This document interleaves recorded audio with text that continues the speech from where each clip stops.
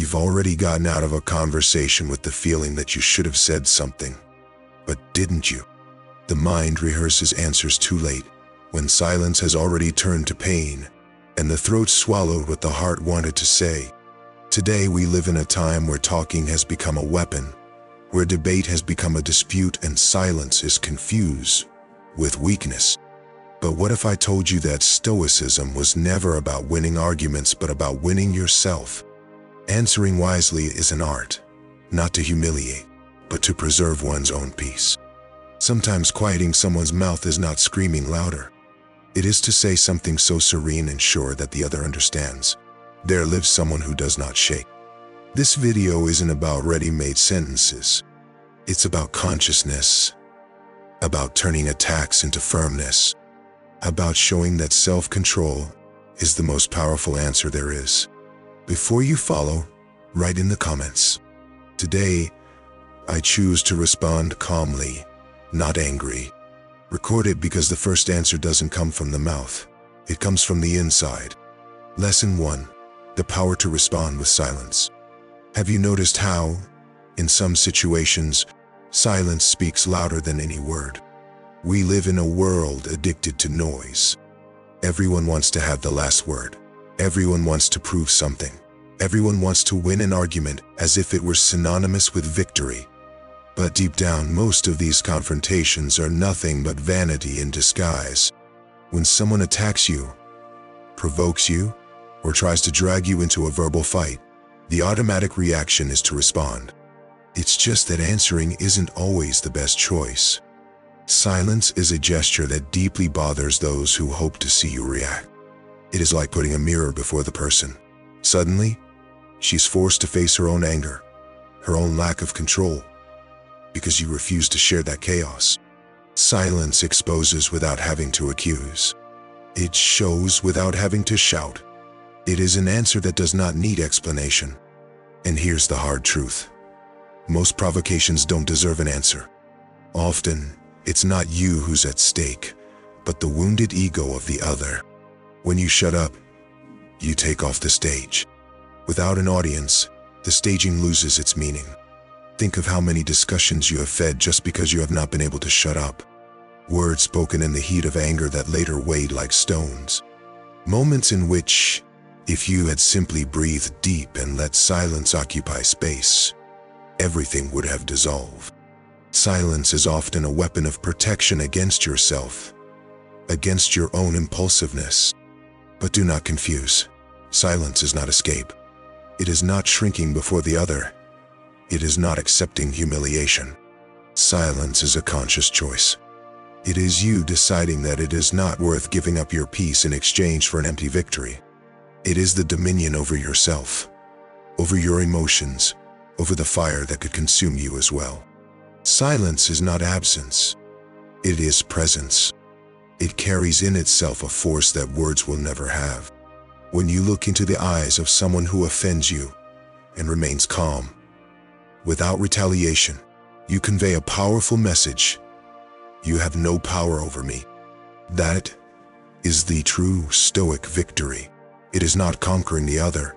It is conquering yourself. Marcus Aurelius recalled that the best revenge is not to look like the one who hurt you. And the silence is exactly this.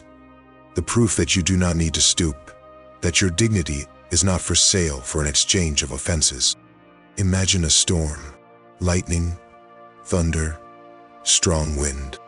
Everything seems to want to drag you. Now imagine being at the center of this storm, in a safe place, listening to the noise of chaos, but remaining at peace. That is the role of silence. It is your inner shelter in the midst of the teasing of the world. Next time someone tries to get an angry response out of you, remember, silence can be deafening. He shuts the other not because he shouts louder, but because it shows something he doesn't have: self-control.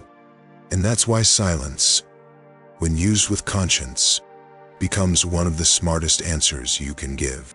Lesson 2. The force to answer with questions. How many times has someone attacked you with harsh words and you felt the urge to strike immediately? It is natural. When we are provoked, our instinct is to defend our honor. to show that we are not wrong, that we are not weak. But there is a much more powerful answer than any counterattack. The question.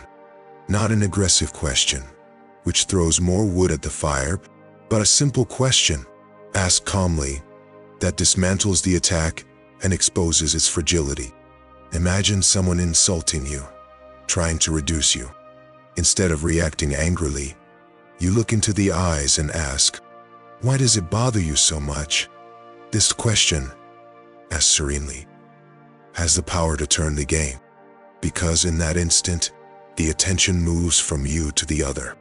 He expected a duel and suddenly sees himself in front of a mirror.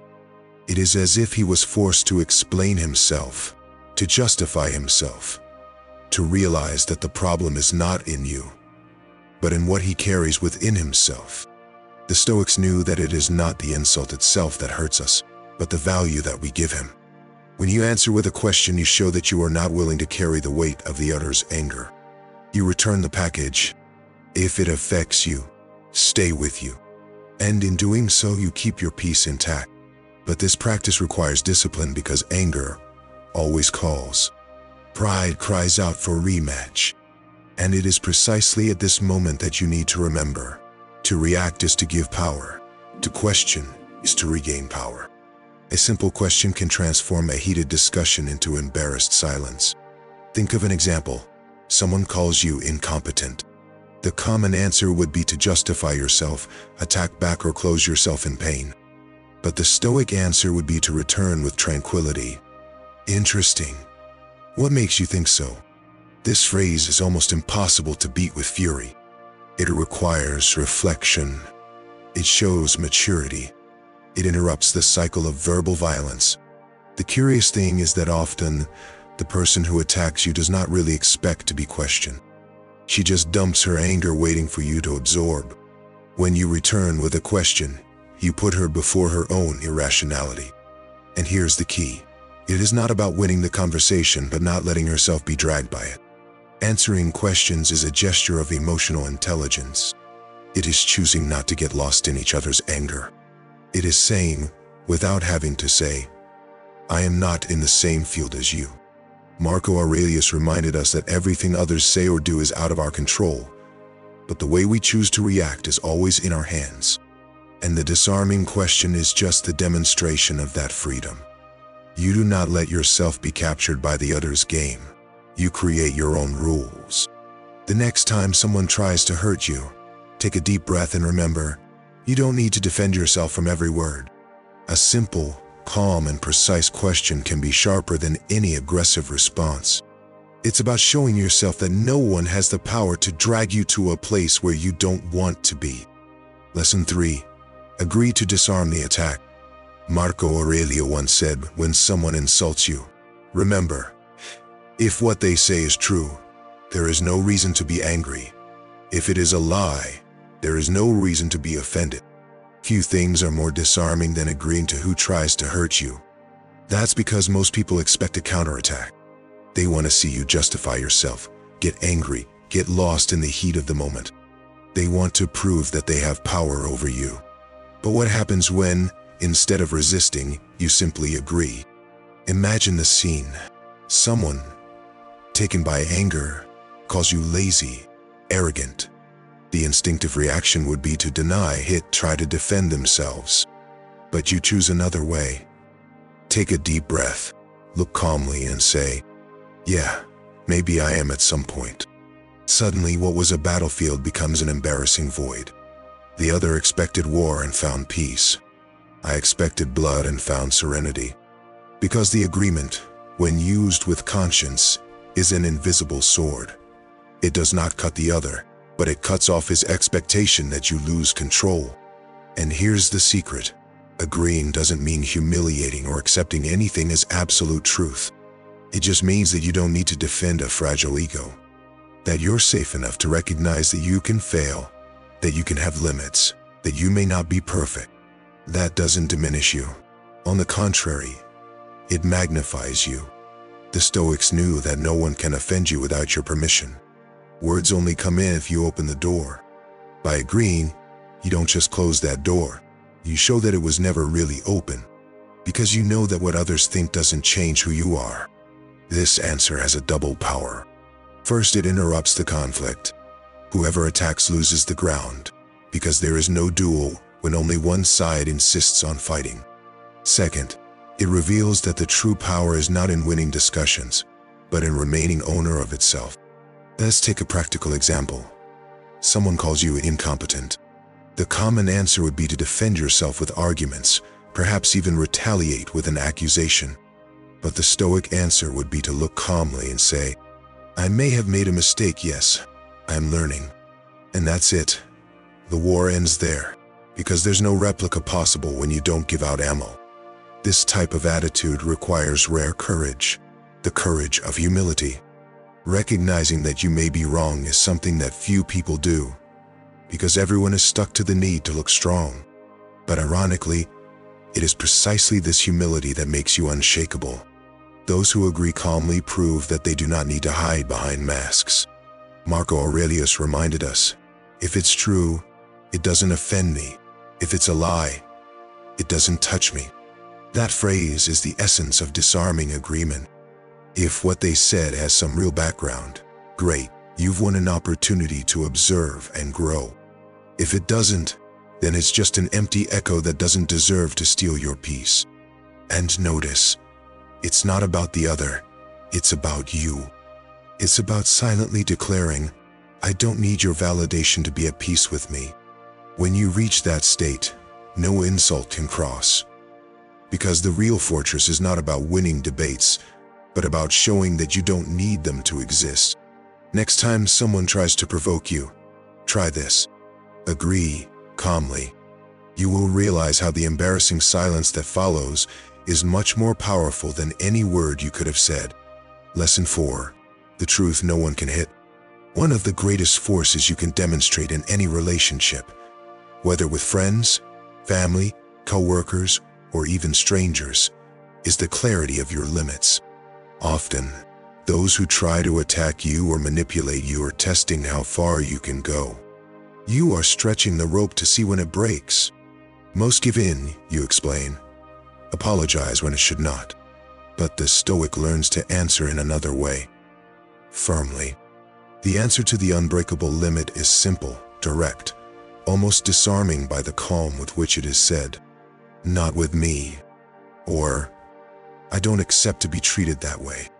These phrases are short, but they carry a huge weight. They are a wall, erected at the right moment. They are like the wall of a city that protects its inhabitants from invasion. It does not need speech. It does not need anger. Just firmness. Many people confuse kindness with submission. They believe that being understanding means allowing everything, accepting everything, swallowing everything. But in fact, that is not kindness. It is lack of clarity. Those who never set limits become open ground for abuse. And here is the truth. No one respects those who do not respect themselves. When you respond firmly, you send a powerful message. My value is not at stake. You are not allowed to cross that line. And the moment you do that, the other understands that you have no power over you. You may insist, but you will realize that there is no room for manipulation. The Stoics believe that true freedom is born from self-control. And self-control includes knowing how to say, no, damn. Not for offenses, not for disrespects, not for attitudes that try to steal their dignity.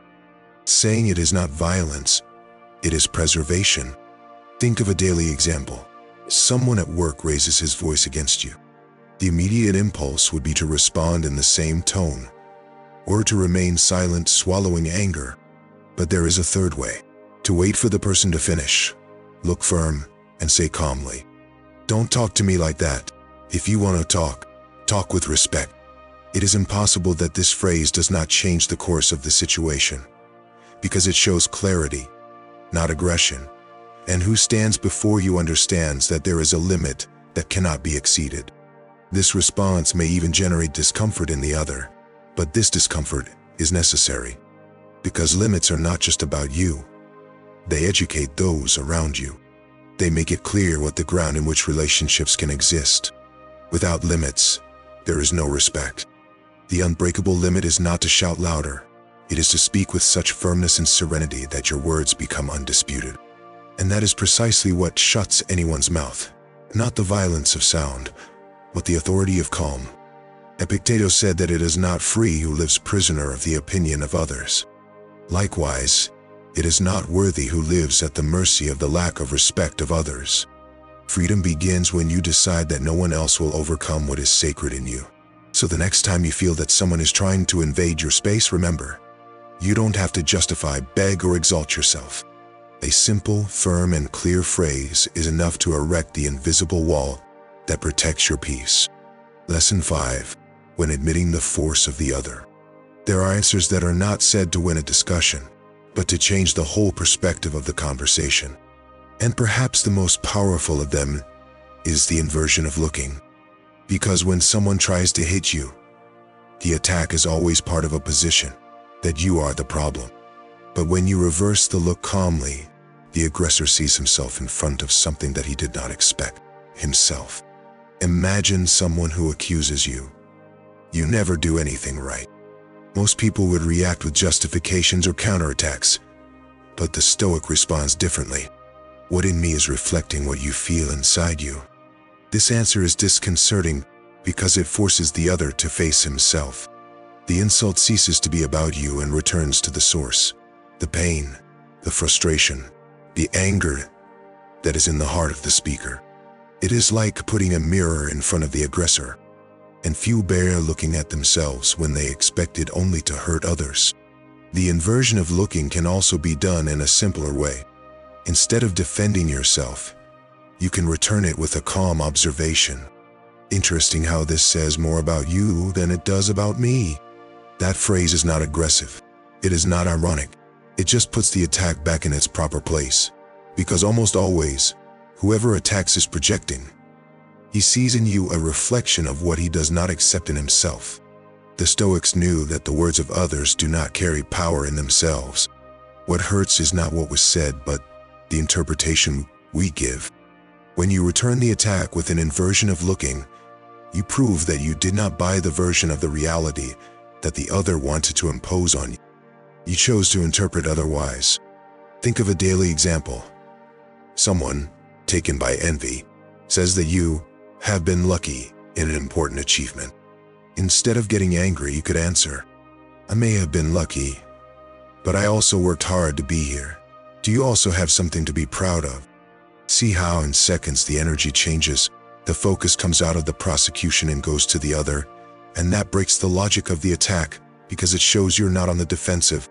Responding in this way requires not only intelligence, but mastery of emotions, because the natural impulse is to react.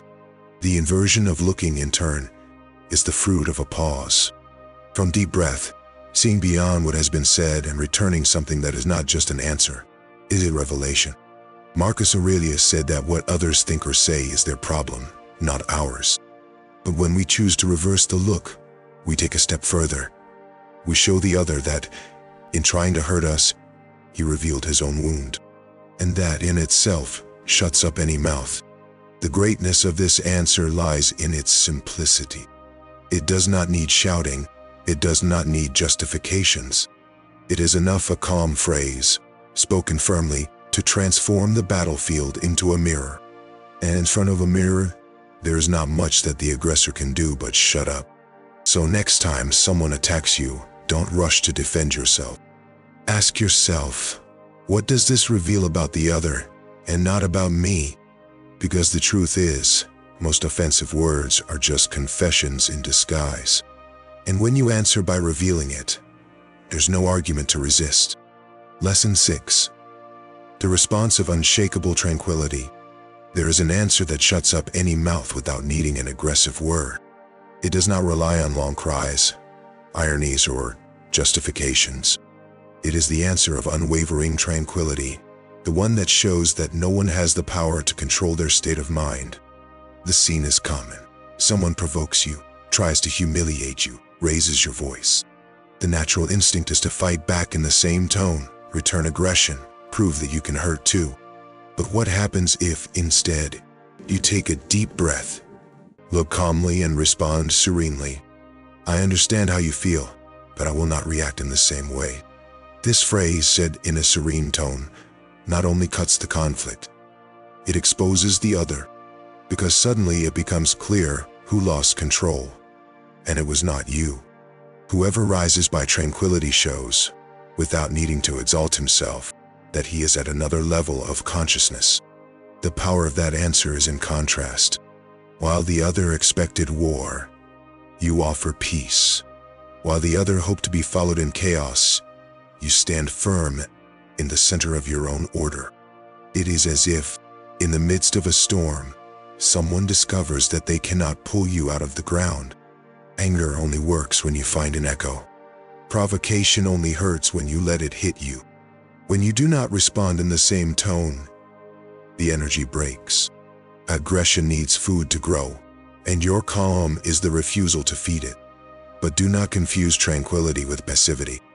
To remain calm does not mean to swallow offenses in silence by fear or submission. On the contrary, it is to speak what needs to be said, but of a place of firmness, not of fury.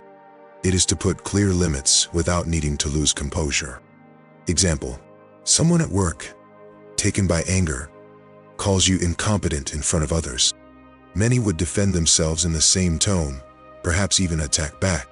But you can look, breathe deeply, and answer, I may still have something to learn, but I'm evolving.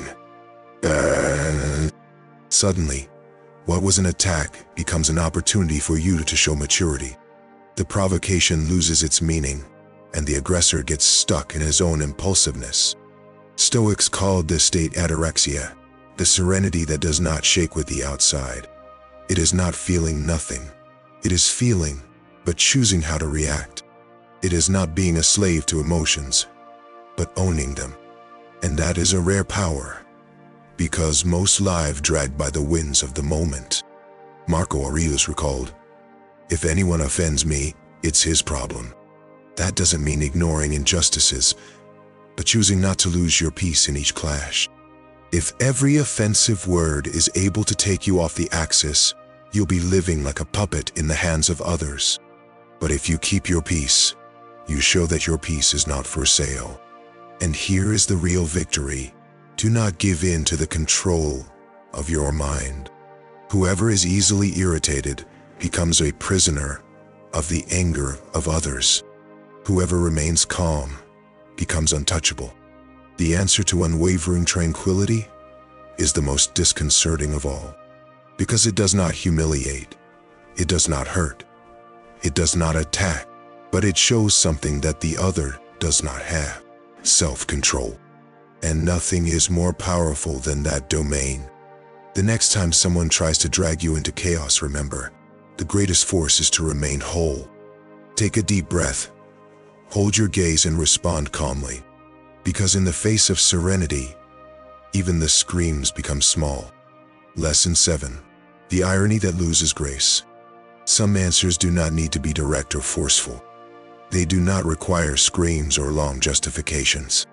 Sometimes an unexpected lightness is enough to disarm even the sharpest mouth. That is what soft irony is all about, a response so serene and intelligent that it turns aggression into embarrassment, without you needing to get dirty in the mud of anger. Those who attack expect confrontation.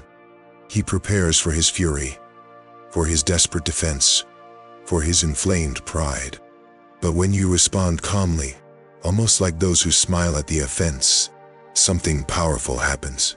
The arrow that came against you does not find target. It falls to the ground, useless. Imagine the scene. Someone at work, taken by envy, says aloud, "You only got this result because you were lucky." Most people would fight back angry or try to justify their efforts. But you, Stoic, can only answer, "It's a good thing luck likes to visit hardworking people, isn't it?" In one sentence, you broke the charge and showed clarity. You didn't defend yourself with resentment. You didn't attack back. You just returned lightness. This is the power of mild irony. It does not deny what has been said, but displaces it. It shows that you are not defensive, but in control. And above all, that the offense could not penetrate you. Another example. Someone says in accusatory tone, "You are very arrogant." You could react with justifications but choose to answer, "If I were really arrogant, I wouldn't even be listening to you right now."